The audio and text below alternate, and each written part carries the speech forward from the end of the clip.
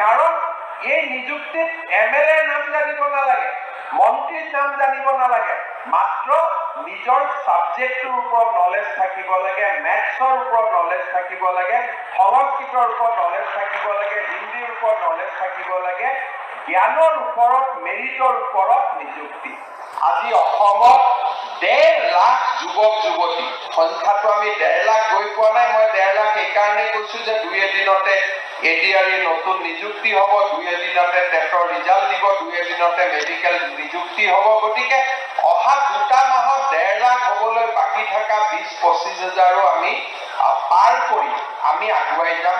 অসমত স্বাধীনতাৰ পিছত আগৰ কথাটো মই বাদেই দিছো, কোনো পৰিৱেশতে কোনো কালে ইমান ডেকা ল'ৰাৰ নিযুক্তি আৰু এজনো মন্ত্ৰী বিধায়কৰ ঘৰত নোযোৱাকৈ এনে নিযুক্তি কেতিয়াও সম্ভৱ হোৱা নাছিল।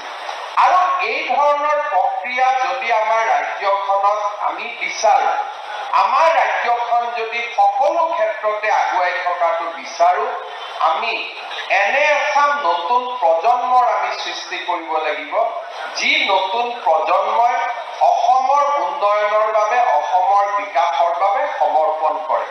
আৰু এনে ধৰণৰ শিক্ষা আমি স্কুলৰ শ্ৰেণীকোঠাৰ পৰা আৰম্ভ কৰিব লাগিব।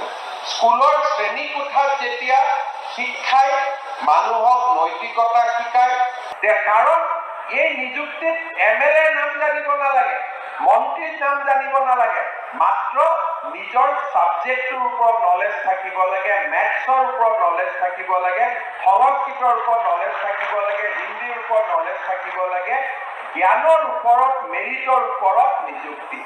আজি অসমত 1.5 লাখ যুৱক যুৱতী, সংখ্যাটো আমি 1.5 লাখ গৈ পোৱা নাই, মই 1.5 লাখ এইকাৰণে কৈছো যে 2 এদিনতে এডিআৰই নতুন নিযুক্তি হ'ব, 2 এদিনতে টেটৰ ৰিজাল্ট দিব, 2 এদিনতে মেডিকেল নিযুক্তি হ'ব। গতিকে অহা 2টা মাহত 1.5 লাখ হ'বলৈ বাকী থকা 20-25 হাজাৰো আমি পাৰ কৰি আমি আগুৱাই যাম।